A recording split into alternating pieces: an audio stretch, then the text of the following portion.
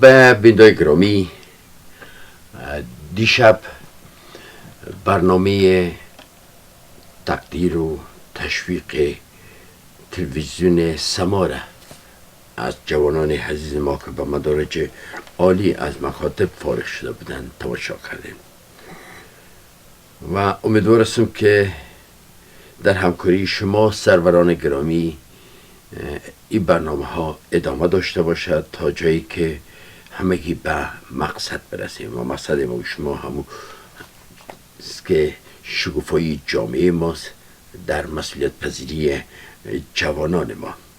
تا جوانان ما مسئولیت پذیر نشن، تا جوانان ما پیشگام نشن، زندگی بسیار مشکل است که تغییر کنه. امروز جوانان ما با زبان اینجا، با قوانین اینجا، با علم و دانش اینجا آشنا هستند و راحت تر میتونن حل مشکل کنن نسبت به ماهایی که در اینجا زندگی کردیم و با مسابقه جوانان خود با تمام مسائل آشنایی کامل نداریم و اگر هم داریم مشکلاتی را با خود داریم. به هر حال بینندگان گرامی، ما امشب در رابطه به جوان صحبت میکنیم که واقعا نه تنها برای خود و خانوادهش که برای ما، برای شما، برای تمام هموطنان ما، مخصوصا در تورنتوی بزرگ، بزرگترین افتخار را کمایی کرد. البته ما قبلا هم یاد کردیم که مراحل مختلفی را ما در تورنتو یا در مجموع در کانادا طی کردیم. کسایی که مهاجرین اول بودن با دوم، یعنی نسل چهارم از به اصطلاح در کانادا،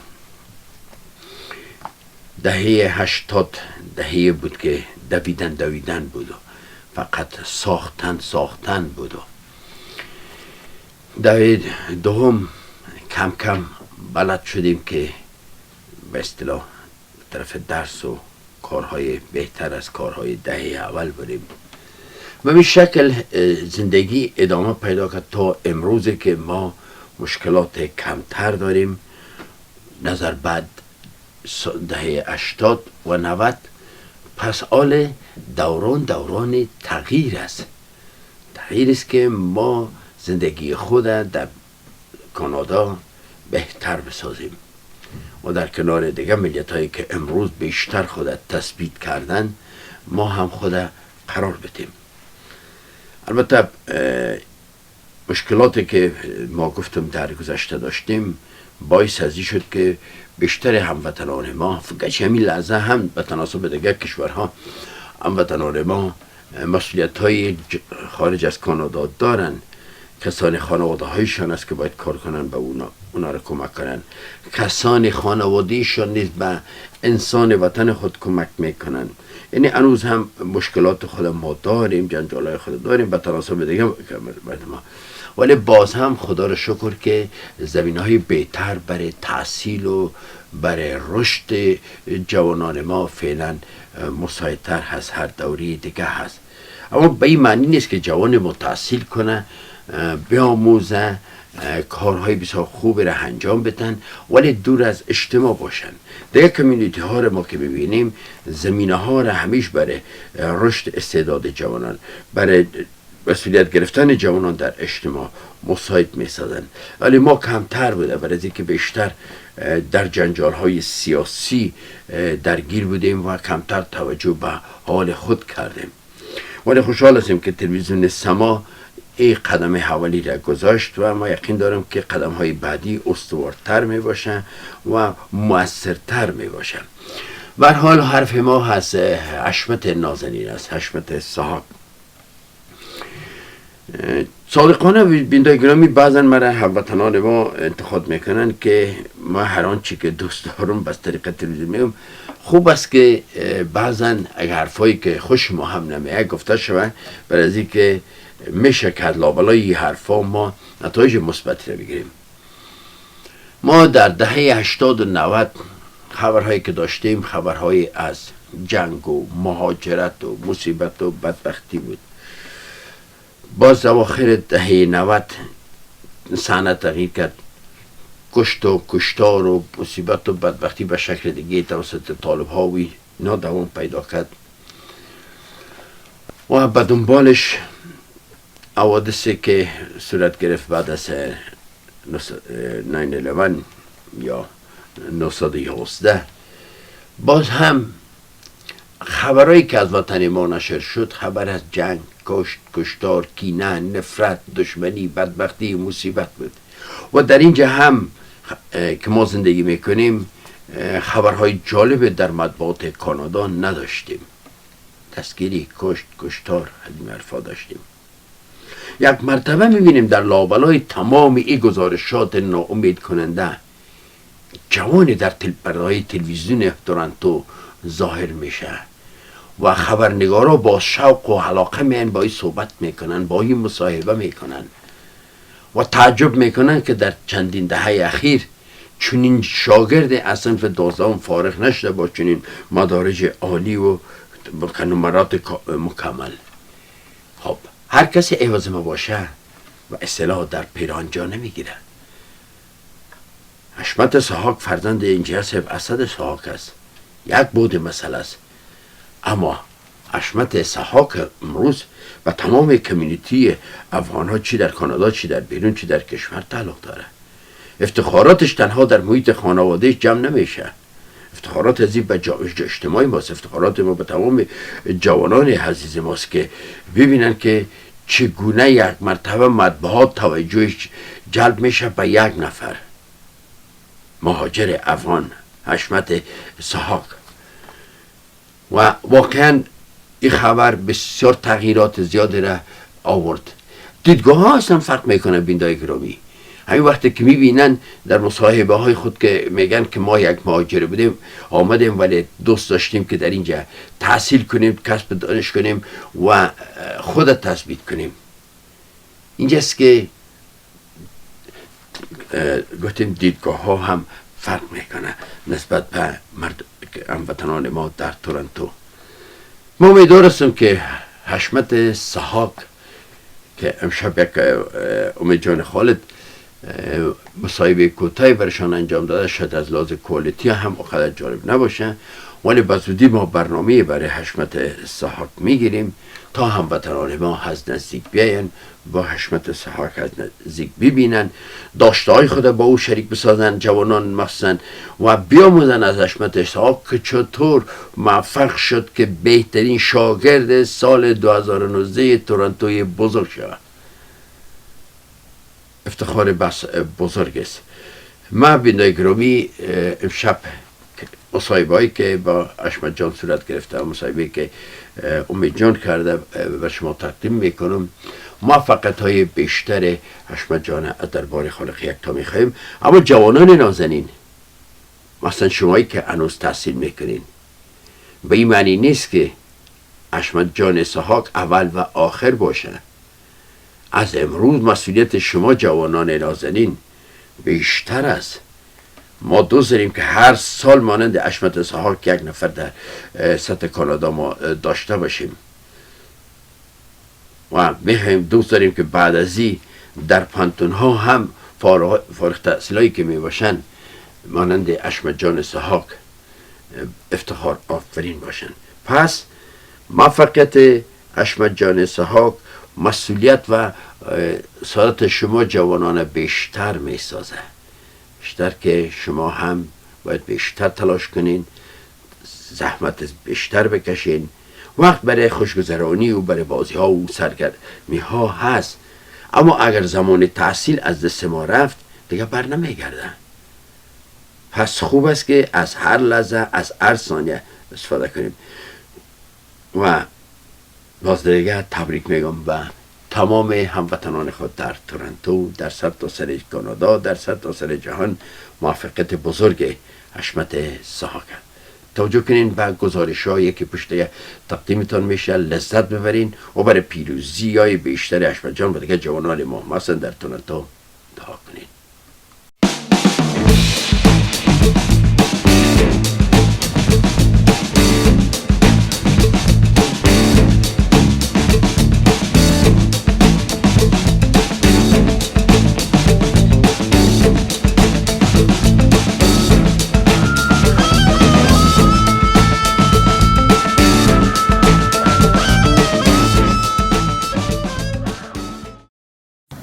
imagine a grade of 100%. One Toronto student is not just imagining it, and 3 others were just decimal points away.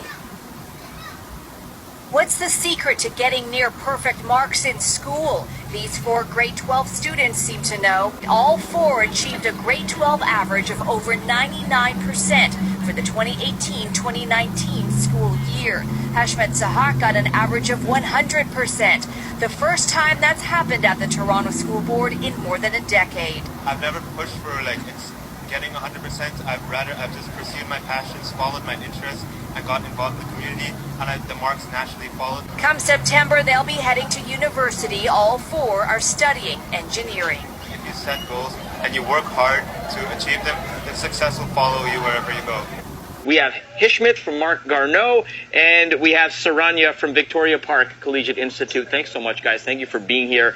All of you guys, 99% or above. I think this is the first time I've been the dumbest person on the couch, and it's very humbling. Hishmet, you averaged 100%, which I don't even know how it's possible. Let me start with you, and this is really going to go to all you guys. How do you attain 100%? How is that even possible? How'd you do it? Well, for me, it's all about not putting a limit to myself, setting goals, and striving to achieve them. So I've always been good at setting goals for myself and working hard to achieve them. I have my friends and my family to support me all the way and encourage me, and I've always been taught to set the bar high and to shoot for the moon, and it really leads to good results. I think doing stuff for your passion and pursuing your passion and your interest is the primary cause for my overall average of 100%, and I think the marks will naturally follow. Impressive young man. Yeah, practice really does make perfect. Time management is key to success anywhere, in the workplace, in educational, academics. I really think that striving for success and setting your bar high, you will go really far. And for all the kids at home, I would like to say don't be afraid to take risks. Join extracurricular activities, community, be actively involved, and do things because you're passionate about it and you really are interested about it, and the success will naturally follow, as I said.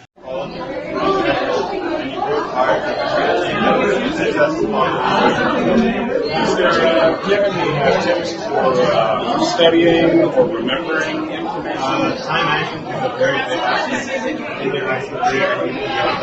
I personally use agendas. I time everything. I prioritize the time. I set up studying sessions for myself when I was studying, when I was reading my book, and I can achieve it when I have goals. I'll use it to activate my community and give back to the people who support me.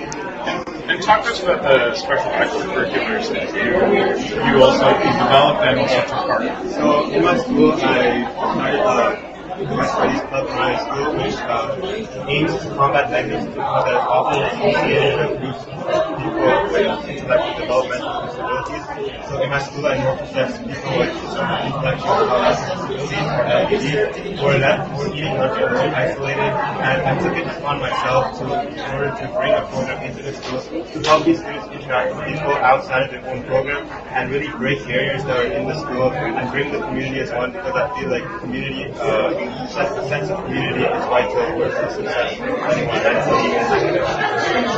Is it like being, when did you come here from Afghanistan? I was born here. You were born there. Is it, do you feel there was a push from them to say, you know, we need you to be as much as you can because we strove so hard to get here? My parents have never directly told me, have never directly pushed me to anything, but they have showed me and directed me and guided me, and I've always looked up to them. So I know their story, and I know they come from a war-torn country, and they've sacrificed everything for me. So I feel myself as a personal debt that I have to repay, and I don't need them to tell me that I have to become the best or have to pursue a particular field. I just like to pursue my passion, and I feel like if I work hard and follow my passions and their passions, that their dreams will come true, because my dreams are their dreams. What sort of dreams have, what sort of doors have opened? So, in terms of dreams and what opening doors, they come from a war-torn country, and my future aspirations really match up to this. So I'm really interested in artificial intelligence and also biomedical engineering, and I want to build a set of technology in order to help people with nmrats all around the world and in more countries that really want to make a global impact. So I really want to be my best. Nothing throughout the entire year that you made a single mistake on. Was that the case? Well, my average was 100%, but there was really not much mistakes that I made. But yeah, it's all about working hard and using any skill you get in a social situation. So yeah, I'm really developing new skills. For example, I know when I first entered, I really got fast and worked hard. I got better and better. But there's always something you can improve on, and there's always room for improvement. There's always people better than you can learn from them and draw inspiration from them.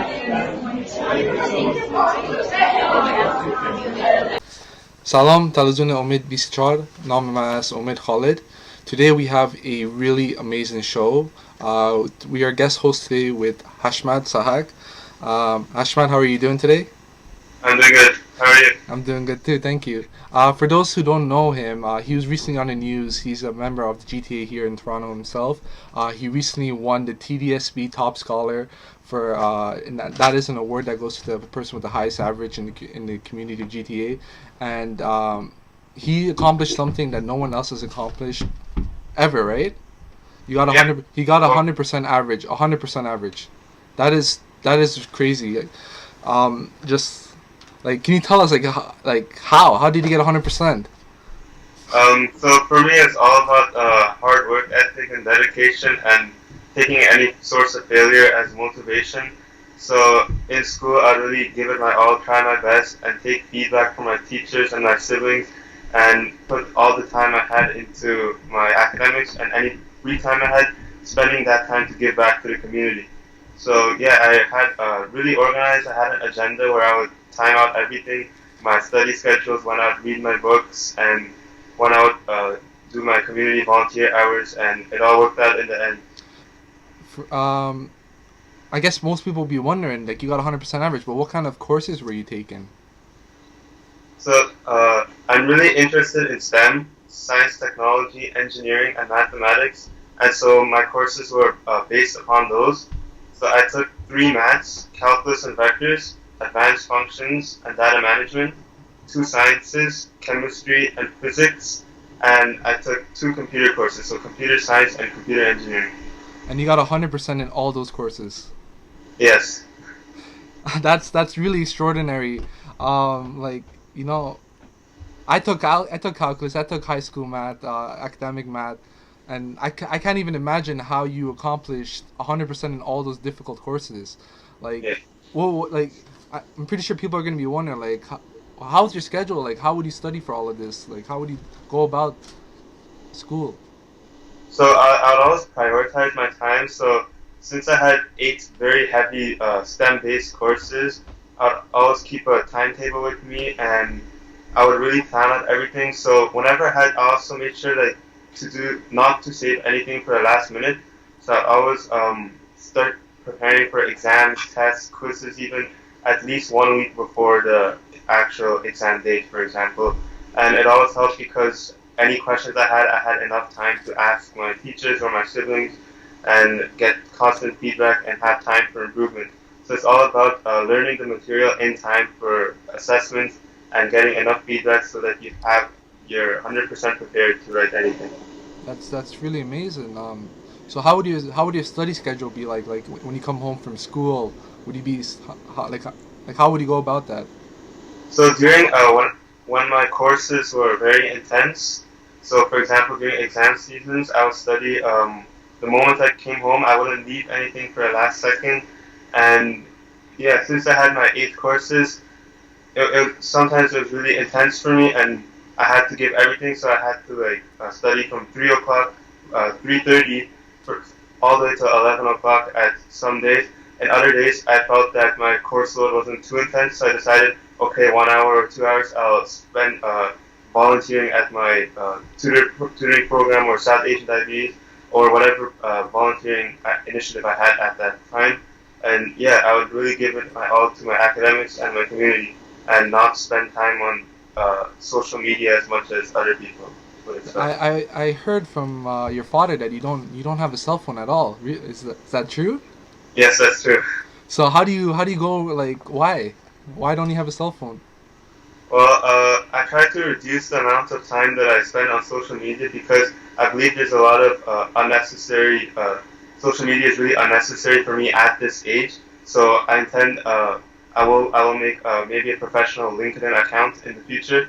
But as a student, as aspiring student engineer and University of Toronto student next year, that a cell phone would only disturb me from my academics and my community involvement.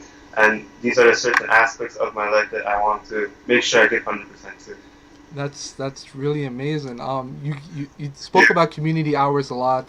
For those who are watching who don't know, in the TDSB and GDA, you need 40 hours of community service to get your diploma to graduate high school. I was speaking with your father earlier. You didn't do 40 hours. He told me you did over 1,000 hours. Is that true? Yeah, that's true. So in grade 12, my course load was very intense, and I didn't volunteer as much. But in doing grades 9, 10, and even community involvement requires you to start from grade 9, but I started ever since I was in grade 5 or 6. I would volunteer with my sister at South Asian Diabetes Prevention Program, and I grew to become the youth leader of that volunteering organization. I also started my own community tutoring program. I worked with the community center organization at Thorncliffe Neighborhood Organization, and we actually started our own tutoring services. We would provide free tutoring services for students in math, science, and really anything they had troubles with. And yeah, I was also a camp counselor, March break camp counselor as well, and community gardening. Yeah, there's a lot of initiatives I was part of, and I would really, any time I wasn't studying for one of my quizzes or tests, I would make sure to get back to the community. That is really spectacular. So, like, if you're always studying community service, what would you do for fun? I heard that from your father that you were part of the chess team and you won quite a few awards there. Yeah, so I was interested in chess ever since I was a little kid, but I only took it competitively when I entered grade 9. At first, it was really hard because my school has a lot of people who are good at chess, but I really worked at it. I gave some time to it, and my skills developed quite quickly. Of course, everyone can get better, but I made the team. I was in the top 5 of my school, and I went to represent our school at various chess competitions. And when I was in grade 11 and 12, we even went to Kingston. So we went to another city entirely, and we were able to get the chess trophy. And yeah, I have over 10 medals and trophies in chess. So that's really good fun. That's really amazing. So I want to ask you. So what are your? You said you want to study in stem cell research, right? Yes. Why stem cell research? Well, it's stem cell research, mostly artificial intelligence for me. So I actually want to go to University of Toronto and major in artificial intelligence, which has some correlation to stem cells. So yeah, I want to become a artificial intelligence engineer because I think that's the way that I can, both, 1, pursue my passion, and 2, help people around the world. So I think that my goal has always been to give back to my Afghanistan community and the country where my parents have come from. And I want to help people in war-torn countries. So I know people in countries like Afghanistan are suffering from losing their limb in wars. And so I want to make my own company to mass produce prosthetic technology. So I can take this disability of people losing parts of their body and turn it into an advanced ability through bionic technology and prosthetic devices. Quick question. Were you born here or were you born in Afghanistan? I was born here. So my parents are from Afghanistan, but me and all my siblings were born here. So for people who are watching, just look how amazing Ashmat John is right here. He was born and raised here in Canada. He avoided all the negative influences from social media, focused on his studies. He wants to become a stem cell and AI specialist, which is extraordinarily amazing. And not even that, he also wants to give back to his own community, the Afghan community. It's honestly, like, it's really amazing. I just want to ask you, because there's definitely a lot of Afghans that are going to be watching this. Do you have any kind of message or anything you want to say to the Afghan community? So first of all, I want to thank you, Omid John, and all the viewers. I would like to welcome and thank them in the Omay 24 TV. It's an incredible honor to be here in the first place and representing the Afghanistan community and sharing my successes in order to empower everyone through education. I believe Afghans around the world have a very strong potential to do whatever they want and can become whatever they want. Of course, our parents mostly come from Afghanistan in war-torn countries, so it takes time to settle, and we have to bear with our parents and really all these stigma and negative associations that often come with Afghanistan. But I believe we can do it. There's a lot of hope for Afghanistan, and I don't think there's anything holding Afghanistan back. I would strongly encourage parents to let their children to pursue their own passion and education instead of pushing or encouraging their kids to take on labor jobs at a younger age. They could see the amazing opportunities and amazing bright futures they can have years later when they pursue their education and go to school and really give it all they have towards what they're actually interested in. Well, Omid Bisichar, that was Ashmat Sahak. He got 100% average in high school. He's graduated in high school. He's going to UFT next year? Yeah, University of Toronto. He's part of our Afghan community, and he's done something spectacular. Ashmat John, thank you very much. The whole community is really proud of you and your work. Thank you, Omid John. It's a privilege to be here in our own Afghan community TV. Thank you. Take care.